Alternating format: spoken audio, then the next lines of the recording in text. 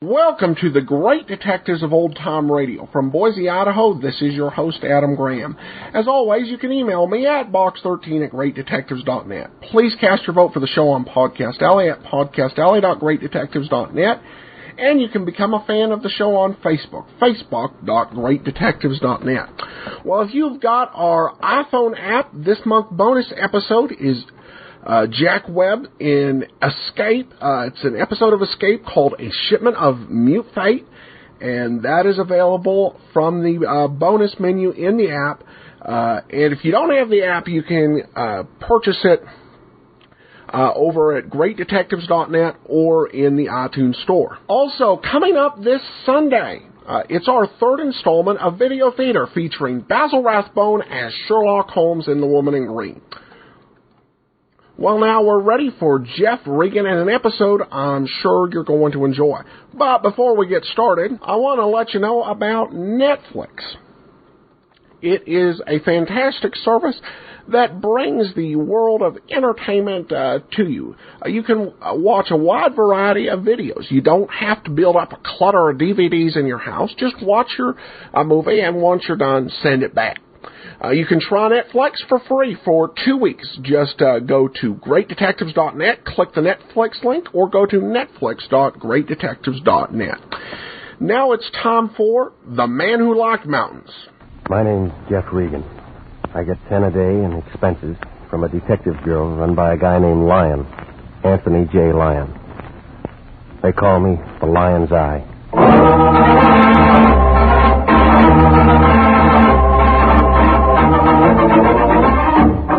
With Jack Webb starred as Jeff Regan, investigator, stand by for trouble, suspense, and adventure in tonight's story of The Man Who Liked the Mountain.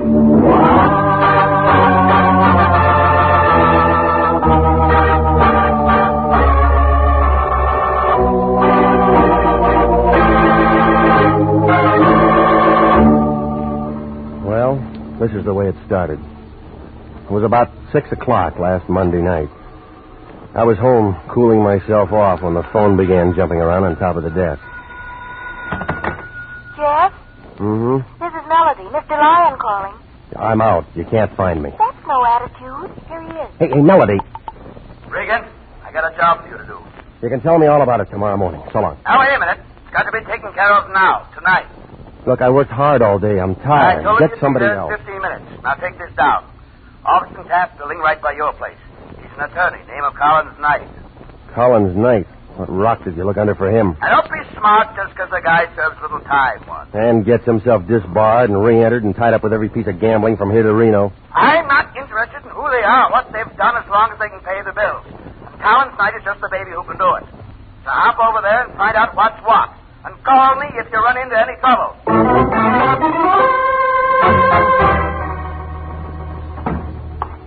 Collins Knight, attorney at law, Taft Building. Turned out to be a medium-sized man, about 50, in a loud tan sport coat and black and white polka dot tie.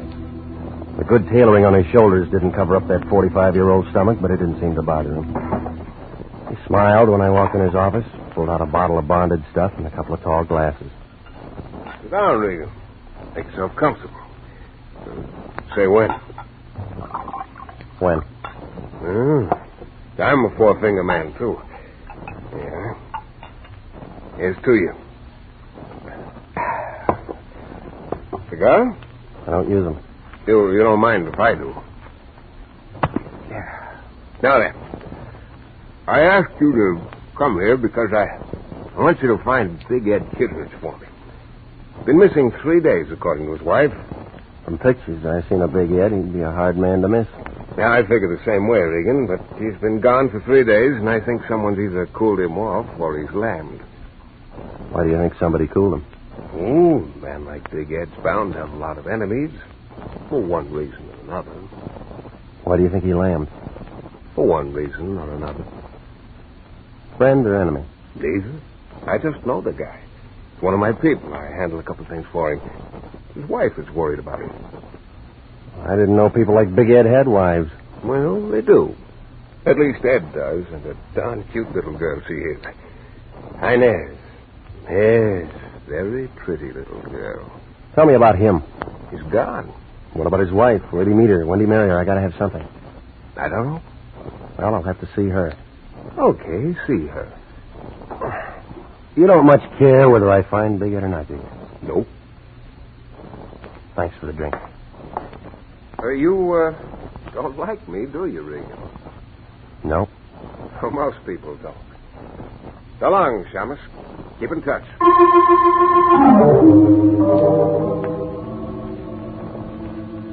The name on the door said Mr. and Mrs. Edward Kittredge. It was a clean door in a clean hall with a nice new carpet on the third floor of an apartment house over on Franklin.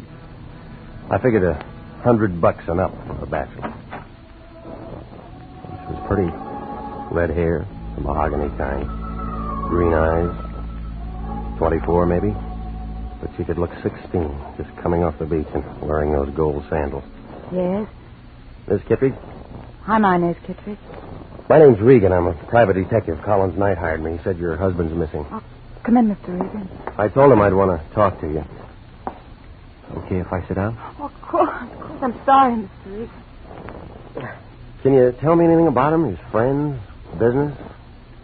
You ever heard of Big Ed Kittredge? Oh, yeah. He's been around. Makes the papers now and then. You know what kind of friends he might have. What about his business? I love Mr. Regan. I was hopping cars in Glendale 2 years ago. The movie contract they brought me out from Iowa to keep wasn't anything more than a lot of talk. And I had to eat. One day, a big man came in. I waited on him. Big Ed. Yeah. After that, he kept coming in. I began going out with him. When he asked me to marry him, I married him. I didn't ask him what he did for a living or how he spent his time. He was good to me. He's always been good to me. Now he's gone. Mm-hmm. He's never been gone more than 5 hours since we were married. He gave me everything, done everything for me. And you don't ask questions? Now, I don't ask questions. But there's one thing. Yeah? Yeah, our partner here, the man named Axman, was here 2 nights ago. That was the night Ed left. He never come back. Axman? Yeah. They was in the kitchen. I was in the bedroom. I thought I heard him quarrel, and when I came out, Axman had his hat in his hand. He was leaving. Ed went with him. Mm-hmm. That it? Well, yeah, that's it. I ain't seen him since then. Think anything's happened to him? You think he's all right? I think you ought to tell me the truth. What? All the pictures I've seen in the paper of Big Ed Kittredge are of a big man with a pipe in his face. I don't see any pipe racks around here, but I see where they might have been. Why, you... And if I went to her closet, I bet I wouldn't find any of Ed's clothes around here either. Now, come on. Tell me about that argument. All right, you win, Peter. The same thing we've been arguing about for 3 years. He drinks too much. He plays the horses too much. And besides, he socked me. Mm-hmm. Go on. All right, fine. I got fed up. Told him to get out. Only now you want him back. Why? Just long enough to serve him some divorce papers and get a property settlement. I thought it'd be something like that. Oh, no, wait a minute, Regan. Wait a minute. About Axman, I wasn't lying. He hates Ed, even if they are partners. Something from the old days. Axman walked in when Ed and me was having our knockdown. He saw it all. If they wanted to bump Ed, he could do it. Somehow he'd fix it so it looked like I'd done it. He's the kind. You think he'd make a good witness? Well, Axman's a smart guy. Now, just the doorman and the clerk downstairs, they heard Ed and me arguing. We got kind of loud. I might have said something about killing Ed. Sure make me look sick if Ed turned up dead somewhere. Yeah, it would. You gonna help me? I'm already hired, lady. Thanks, Peter, thanks. Sorry I put on that act. You're pretty good. Wrong prop, that's all. I'd try that studio again if I were you. Yeah? They're a bunch of slobs. They wouldn't give no gal a break. Maybe you're right. You ain't bad for a peeper. When this is all over, let's you and me have a drink somewhere or something, huh? Yeah, something. I'd like to meet a nice guy. A real nice guy, just once. Just once.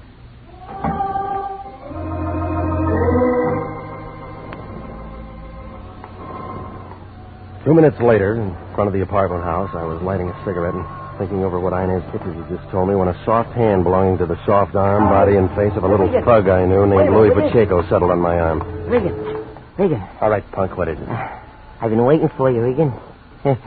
Been with Big Ed's wife, huh? Nice dish, huh? I've seen it. I got some business with you, Regan. Yeah? Yeah. You're looking for Big Ed Kittredge, ain't you? Maybe. Yeah, then I could tell you something that'll help. All right, go on, tell me. Now, without you giving me something for the trouble. How much can you tell me? Maybe what Big Ed is. Okay, 5. Tell somebody else. Suit yourself, punk. Wait a minute. Wait a minute, Regan. Well? He shagged up the mountain town, yeah. Has a place up there called Hideaway. And not many people know about it, not even his wife. Yeah. He went up with a guy named Axman 3 days ago. Ed's got some slot machines and stuff like that up around there. That all? Yeah, that's enough for you, Gumshoe. Okay. Here. Keep it. I don't need your lousy sawbuck. Keep it, you chiseling cheapskate.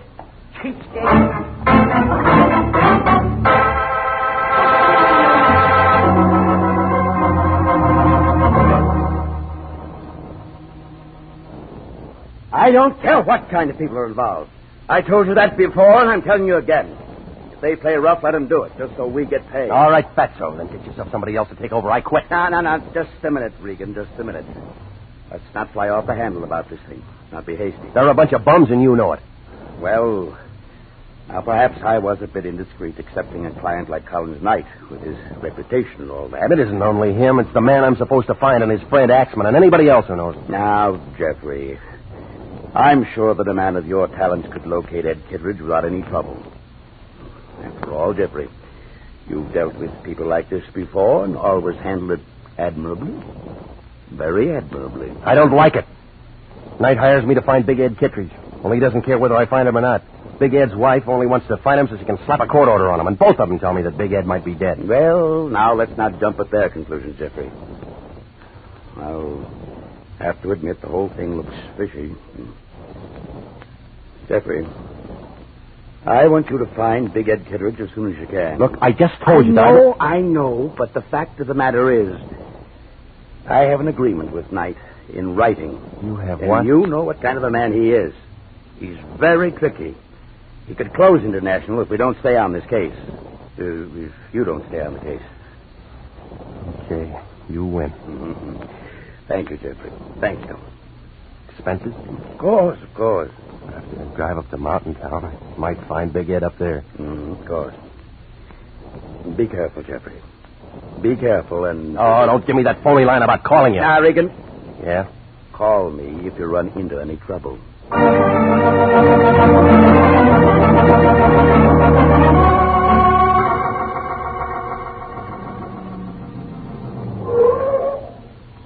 How far to Mountain Town? Here, Pilgrim. This is it. That black place over there's the lake. And that black place over there's the town. Cabins round the lake. No one round the town. Fill her up? Yeah, fill her up. Where can I get some coffee? I've been driving half the night. 30 feet to your right and inside the door. Janie will fix you up. We're open all night. Thanks. No trouble? No trouble at all? You better look at that oil. Glad to. Tires and water. Glad to. You can move it if you want to. I'll be in getting coffee. Don't worry. Don't get enough business at 1 in the morning to stay open. I'm going to talk to the boss about it someday. Hey!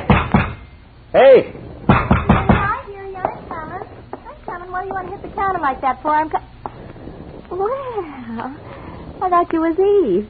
I didn't know it was a customer. Who's Eve? Him. Eve Holton that runs the station. What's yours? What's my what? Name? Well, as long as we're being formal, it's Regan. Jeff Regan. Oh, you're Janie. Well, say. How'd you know that? Eve. He told you. Well, say. How about some coffee, Janie? Huh? Oh, sure. You been traveling far, Mr. Regan? From Los Angeles. Going far? Right here. This stump. You don't tell me you're going to be here this summer. Little while.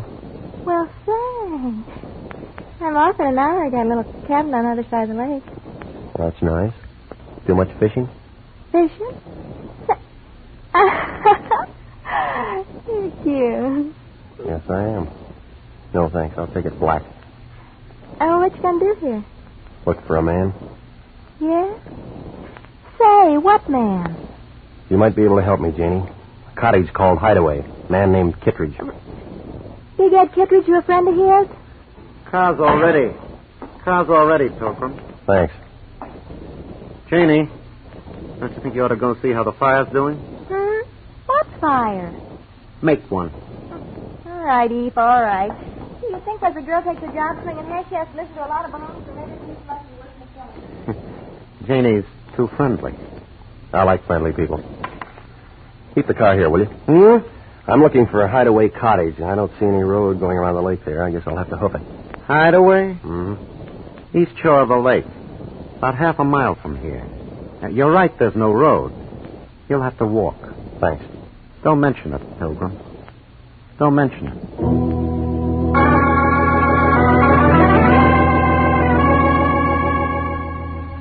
Well, the cottage turned out to be an all-white, phony log cabin affair.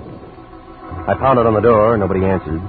There was a sick kind of oil lamp burning inside, so I pounded on the door some more, and some more people didn't answer. When I put my hand on the latch, the door opened, people or no people, so I went in. Well, you can believe this or not, but somebody was there, right in front of the fireplace, only he was dead. And one whole side of his head was dark and shiny. It was still warm. Nope, you're wrong. It wasn't Big Ed Kittredge. This was a man I'd never seen before in my life.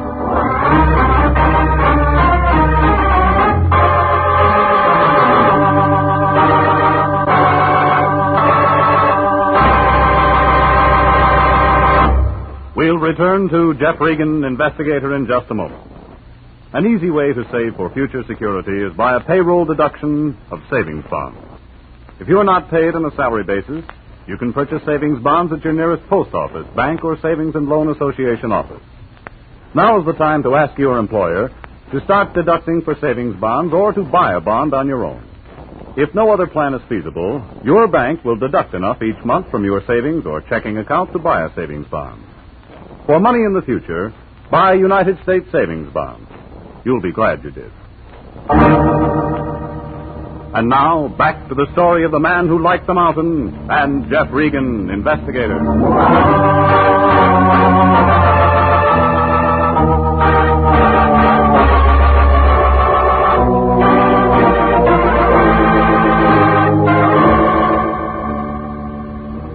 Well, I stood there and looked at what was left of whoever he was.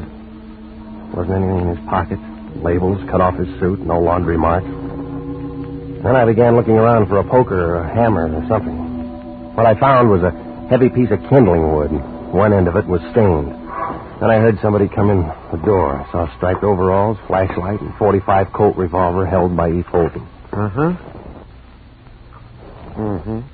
He looked at the dead man, looked at me, looked at the piece of wood in my hand. Dead? Yeah. Friend of yours? Never saw him before in my life. I did. Yeah? Name's Axman. Tom Axman. Friend of Big Ed Kittredge. Friend? Why'd you kill him? I'll just take your gun. Safer this way. You always wrap a gun in a handkerchief? Only when I want to keep fingerprints on it. Evidence. So it's that way. It's that way.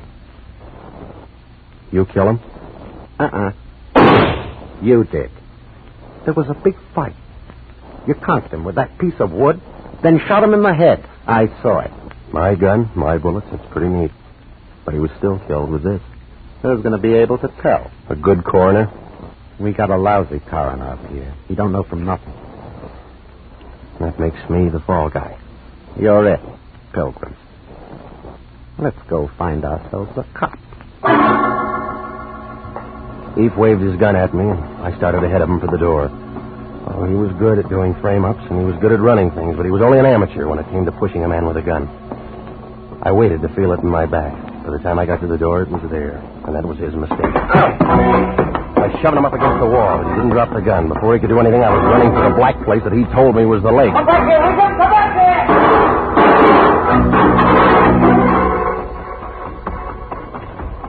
I ran till I was out of breath.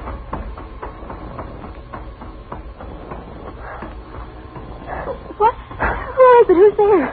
Take it easy, Janie. It's me. Huh? Oh, Mr. Regan, it's you. Hey, listen, he's looking everywhere for you. I know.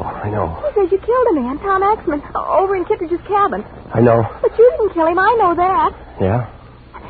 Come on, we can't talk here. Someone will see us. This is my place. Boy, I got some things to tell you, Mr. Regan. I don't like this place, and I don't like Eve Holden, and I don't like anything that's been going on. You got to get out of here. Get out fast. Come on in. Look, I quit my job tonight. I didn't want to get mixed up in any of this. Any of what? This killing and... Gee, I don't know what all. Oh, I better pull the curtain. Someone might see in here. This is a scary place. You say you know I didn't kill Axman. How? Well, I've been working in Mountain Town a couple of weeks now, and I've seen a lot of screwy things. Like what? Like Eve Holton. He works for Big Ed Kittredge. And Big Ed ain't no saint. Have you seen Big Ed? And he drove up a couple of nights with that Tom Axman. I think Ed killed him. Yeah? They'd been drinking a lot, and they both talked kind of loud to Eve. And Big Ed and Axman went over to the cabin. I didn't think anything of it till they didn't show up for something to eat the next morning. Ain't nothing to eat in that cabin. That helps, Janie. Go on. Well, Eve's been going up around that mountain, taking a look every day, for no reason at all. Yeah, sure he has. Only he isn't looking at the mountain. Scared. Look, mister, my jalopi's out and back in the filling station. Take me with you. I'll tell everything I heard and seen, and we can let some cops figure out all that. Hey, what's that? It was a hand firing a gun at her. It figured to be my gun. I hit the oil lamp and went down to the floor. Then I heard somebody outside on the porch. I crawled in the dark till I found a wall and a window. It wouldn't open, so I took half of it with me.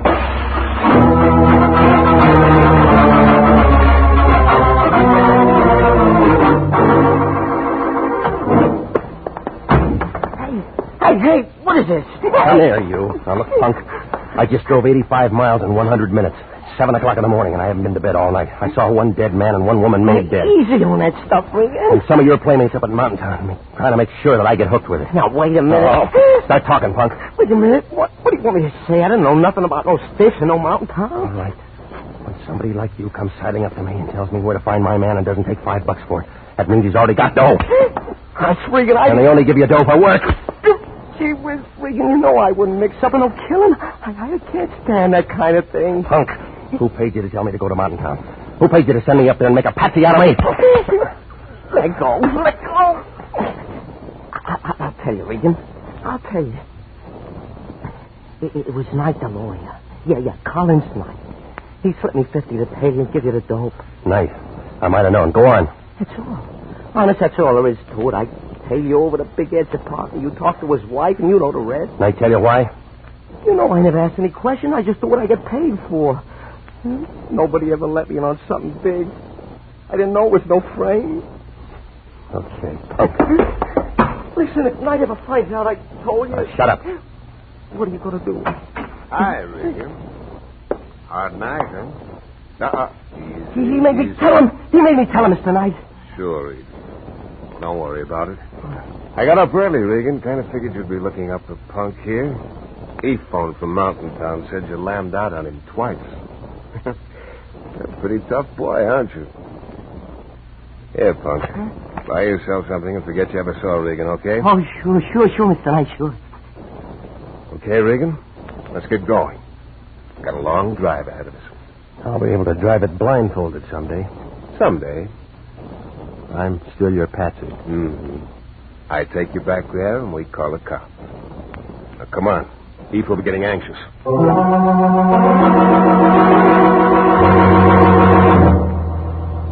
Well, you can't say I didn't find my man.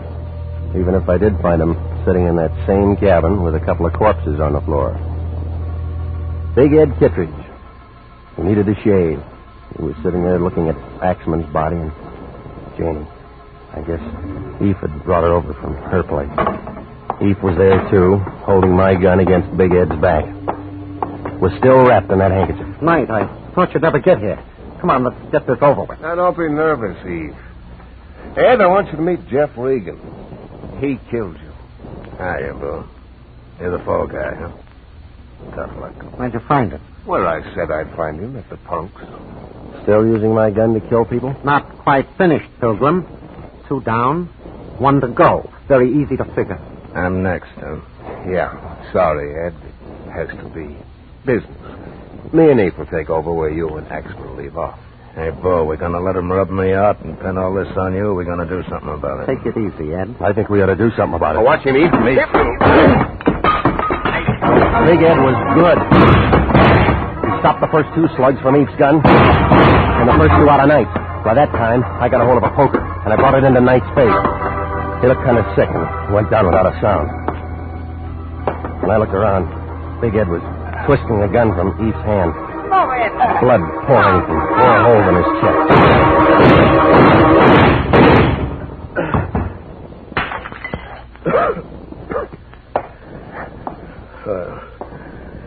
We ain't so easy at that, huh? Guess the frame won't work now. Where's your phone around here? I'll get you a doc. Well, Sawbone's gonna help me save yourself the trouble. I never knew they burned like this. What's your name, Bo? Regan. I'm a private detective with International. Oh? Lion still run that dump? Yeah, he does. Old bum, ain't he?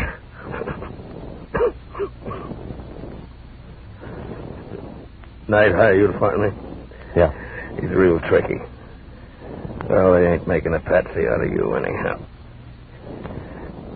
Look, Regan, I done you a favor. Fix a deal for me, will you? Sure, Ed, sure. I got a wife named Inez. Met her. Pretty, huh? Look, tell her I wasn't sore. I didn't really leave. I just came up here to let her cool off. I kind of like the mountain. That's why I had a place.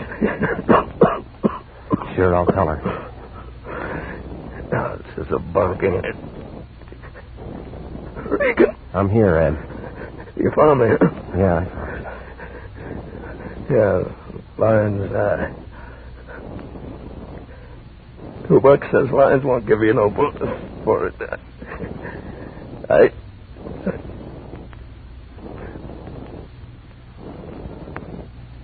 Yeah. I guess you're right.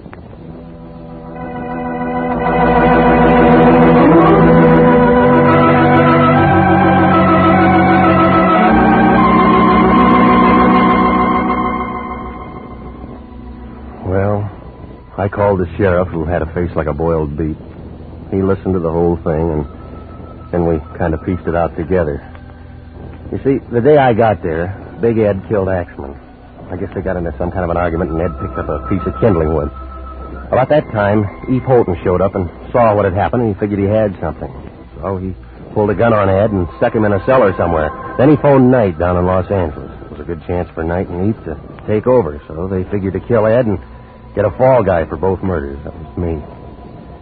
Didn't come out quite that way. Eve had to kill Jeannie, too. All with my gun. You know the rest. Oh, when Lion cashed Knight's check, he was happy.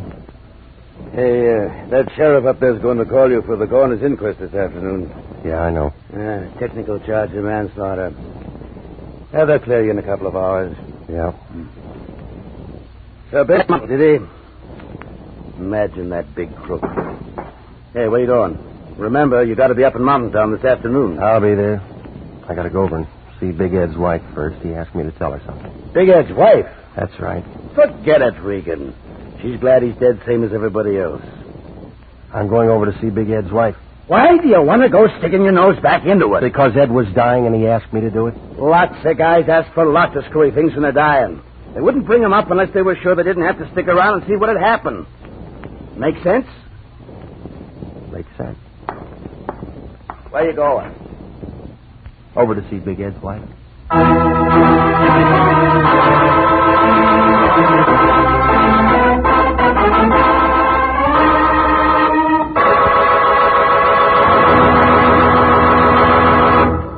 At no time in our nation's history has it been more important to develop an outstanding Army medical department. Without an adequate nurse corps, this can't be accomplished. And nurses are still needed to fill the estimated requirements for 1948. If you are a graduate registered nurse over 21 and under 45, you're invited to apply for a commission in the Army Nurse Corps Reserve. If you are selected, you may choose either active duty or inactive status. Apply to the Adjutant General, Washington 25, D.C.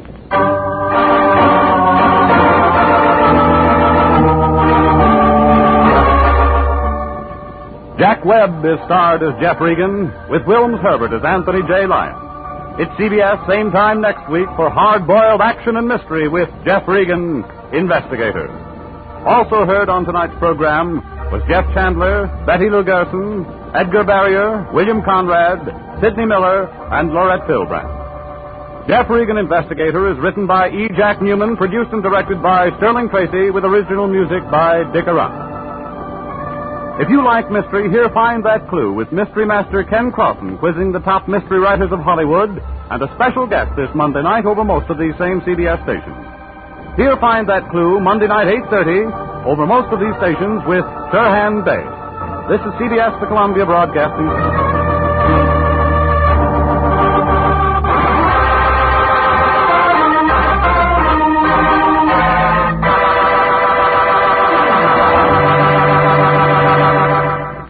Welcome back. This episode had some incredible characterization.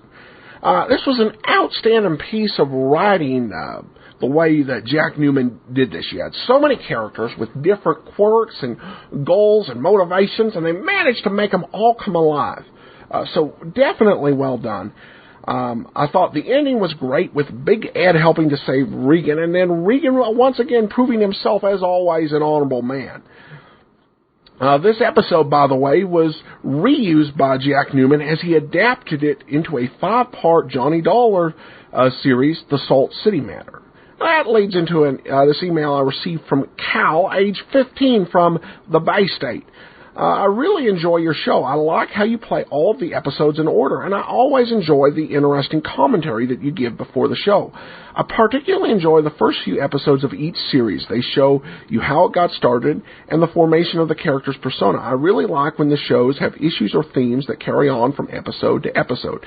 This is prevalent in the first couple episodes of some series. I was wondering if any detective shows were like that, and I really enjoy your podcast. Well, great question, Cal. In terms of carryover from show to show, there aren't a whole lot of detective shows like that, at least that have survived. Many of the great adventure shows and soap operas that relied heavily on multi-part shows aren't even able to be listened to without a lot of frustration, because you need to hear all the episodes to understand what's happening. Obviously, there are plenty of exceptions in some of the adventure shows like Superman. The one detective series that really produced a lot of long story arcs which survive to this day is the one I mentioned earlier, Yours Truly, Johnny Dollar. Now, right now, we're listening to that on Fridays, the 1949 episodes. However, when you get into the 55, 56 episodes, starring Bob Bailey, they're multi-part episodes, and they're some of the best radio out there. They had some fantastic plot lines, and because they did 5 15-minute episodes, so they had 75 minutes to develop their story. They actually had one serial that ran for 9 parts. And Johnny Dollar also did a couple of 2-parters later in the 50s that do survive to this day. Beyond that, there are a lot of shows that have tried multi-part episodes, but very few are ones we can listen to today. Charlie Chan began with multi-part shows, and there's really just one serial that survives intact. Mr. Keen, Tracer of Lost Person, began its run in the 30s with multi-part episodes, and towards the end of its run, it went back to that with only one serial surviving. Mr. and Mrs. North had one 5-part serial that survived.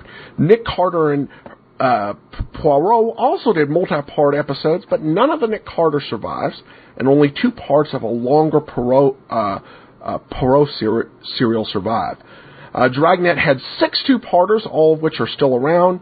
Sam Spade did 2 two-part story arcs. The original audio of those cliffhangers are lost, but one of them was slightly rewritten as a 1-hour episode of suspense. So there's limits there. I hope that answers your question. Well, thanks so much for it. Good one. I like being able to research that one. But I'm going to go ahead and we're going to wrap up for today. Comments, send them to box13@greatdetectives.net. Please remember to cast your vote for the show at podcastalley.greatdetectives.net.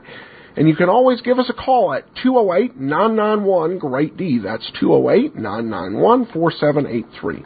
From Boise, Idaho, this is your host, Adam Graham, signing off.